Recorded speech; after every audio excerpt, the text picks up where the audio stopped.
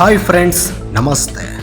ತಮಿಳು ನಟ ಕಮಲ್ ಹಾಸನ್ ಕನ್ನಡಿಗರು ಎಷ್ಟೇ ಹಾರಾಡಿದರೂ ಕೂಡ ಕ್ಷಮೆ ಕೇಳಲ್ಲ ಎಂದು ಮೊಂಡಾಟ ಮುಂದುವರೆಸಿದ್ದಾರೆ. ಇದೀಗ ಎಲ್ಲೆಡೆಯಿಂದಲೂ ಕಮಲ್ ಹಾಸನ್ ಅವರನ್ನು ಕರ್ನಾಟಕದಲ್ಲಿ ಬ್ಯಾನ್ ಮಾಡಬೇಕು, ಅವರ ಸಿನಿಮಾಗಳ ರಿಲೀಸ್ಗೆ ಅವಕಾಶ ಕೊಡಬಾರದು ಎಂದು ಆಗ್ರಹ ಕೇಳಿಬರ್ತಾ ಇದೆ.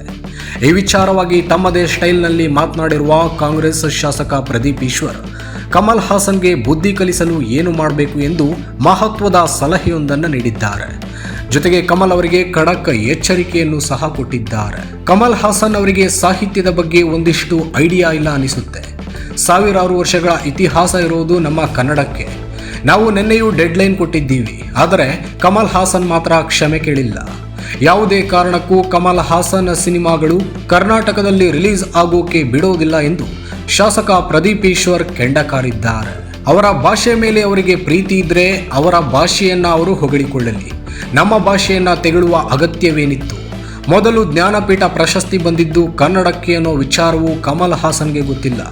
ಹಾಗೆ ಅತಿ ಹೆಚ್ಚು ಜ್ಞಾನಪೀಠ ಬಂದಿರೋದು ಕೂಡ ಕನ್ನಡಕ್ಕೆ ಅಂತಲೂ ಅವರಿಗೆ ತಿಳಿದಿಲ್ಲ. ದಕ್ಷಿಣ ಭಾರತದಲ್ಲಿ ಪದ್ಮಶ್ರೀ, ಭಾರತ ರತ್ನ ಹೆಚ್ಚಾಗಿ ಬಂದಿರುವುದು ಕೂಡ ಕನ್ನಡಿಗರಿಗೆ. ಸಂಸ್ಕೃತಕ್ಕೆ ಸ್ಫೂರ್ತಿ ಕನ್ನಡ ಎಂತಲೂ ಅವರಿಗೆ ತಿಳಿದಿಲ್ಲ.